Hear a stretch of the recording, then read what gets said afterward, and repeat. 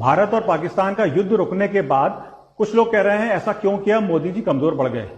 मोदी जी कमजोर नहीं पड़े हैं, लेकिन कोई और कमजोर पड़ गया है। कमजोर पड़ गए उनके वो सपोर्टर्स जो आज उनसे सवाल पूछ रहे हैं कि ऐसा निर्णय क्यों लिया। किसान मेहनत करके वहां तक पहुंचा है, हमसे ज्यादा काबिल है, ये सब जानते हैं। आज हम उसी से सवाल पूछ रहे हैं कि ऐसा निर्णय क्यों ले रहे हो। जिस आदमी ने आर्टिकल 370 खत्म कर दिया, 500 साल पुराना राम मंदिर बना के दे दिया, हर देशवासी का बैंक अकाउंट खुला दिया और हजारों सैकड़ों ऐसे काम करा दिए जो आज तक कभी हो ही नहीं पाए थे।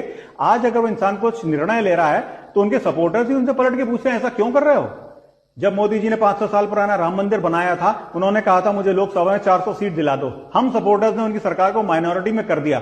कमजोर कौन पड़ा? कमजोर हम पड़े, मोदी जी कमजोर नहीं पड़े। और उस समय मोदी जी ने भी वो नाराजगी हमारे पे नहीं दिखाई थी जैसे आज हम में से कई लोग मोदी जी पर नाराजगी दिखा रहे हैं। 26/11 ताजमहल अटैक के बाद उस समय की निपुंसक सरकार ने कुछ नहीं किया था और आप और मैं सब चुप बैठे रहे थे। क्यों? क्योंकि उस समय की सरकार सोशल मीडिया पे नहीं थी, ट्विटर पे थी नहीं। ये मोदी जी जी हैं जिन्होंने अपनी सरकार की हर बात ट्विटर पे बोलनी शुरू करी। उन्होंने हमें बोलने की ताकत दी। पॉलिटिकल लाइफ में यही प्रॉब्लम है, आप जिसको बोलने की ताकत देते हैं पलट के वही आपको सुनाने लगता है। जैसे कि आज मोदी जी के कई सपोर्टर्स उनसे सवाल पूछ रहे हैं। मैं बार बार सुनता हूं लोग कहते हैं इजराइल में ऐसा होता है, इजराइल में वैसा होता है। बिल्कुल सही होता है, इजराइल की बात सही कह रहे हैं, लेकिन उससे पहले बताइए इजराइल की जनता में हमारी जनता में क्या फर्क है? बहुत बड़ा फर्क है। इजराइल के हर परिवार में एक आदमी फौज में होता है। आप में से और मुझ में कितने लोग अपने बच्चों से कहते हैं बचपन से कि फौज में जाना है, जाना है, जाना है। अगर किसी कारण से रिजेक्ट हो गया अलग बात है, लेकिन जाना है, जाना है, जाना है नहीं। हम अपने बच्चों से कहते हैं आईआईटी कर लो, नीट कर लो, सीए कर लो, वकील बन लो, कुछ कर लो, अच्छी जिंदगी जियो, लाइफ को एंजॉय करो, ये जिंदगी ना मिलेगी दोबारा, ब्ला ब्ला ब्ला। क्या हम इजराइल की जनता की तरह हैं जो हम एक्सपेक्ट करते हैं कि हमारी सरकार और हमारी फौज इजराइल की तरह हो? हमारी फौज दुनिया की सबसे अच्छी फौज है, बहुत अच्छी सरकार मिली है, लेकिन शायद हम कमजोर हैं। हम इस लायक नहीं हैं कि हम इजराइल की बात कर सकें।